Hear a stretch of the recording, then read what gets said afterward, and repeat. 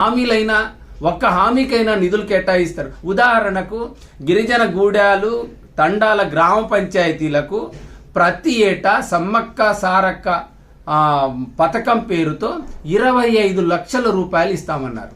ఈ బడ్జెట్లో ఒక్క రూపాయి లేదు. అదేవిధంగా అంబేద్కర్ పేరుతో ప్రతి గిరిజన కుటుంబానికి 12 లక్షల రూపాయలు గిరిజన బంధు లాంటిది 12 లక్షల రూపాయలు ప్రతి కుటుంబంలో గిరిజన కుటుంబంలో ఇస్తామన్నారు. ఈ బడ్జెట్లో ఒక్క రూపాయి లేదు. అదేవిధంగా మైదాన ప్రాంత గిరిజనుల అభివృద్ధికి ఐటీడీఏలు 5 ఐటీడీఏలను ఏర్పాటు చేస్తాం. ప్రతి ఐటీడీఏకి ఒక్కొక్క ఐటీడీఏకి 500 కోట్లు కేటాయిస్తామన్నారు.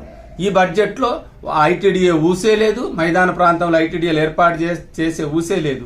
500 కోట్లు ఎక్కడివి? అంటే మొత్తం 5 ఐటీడీఏలకు 2500 కోట్లు బడ్జెట్లో కేటాయిస్తామన్నారు. లేదు, ఒక్క రూపాయి కేటాయించలేదు.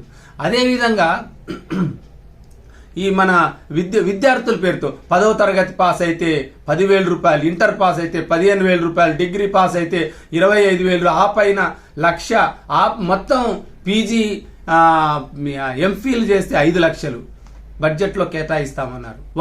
ఒక్క రూపాయి కూడా కేటాయించలేదు. అంటే ఈ ప్రభుత్వం మరి గిరిజనులకి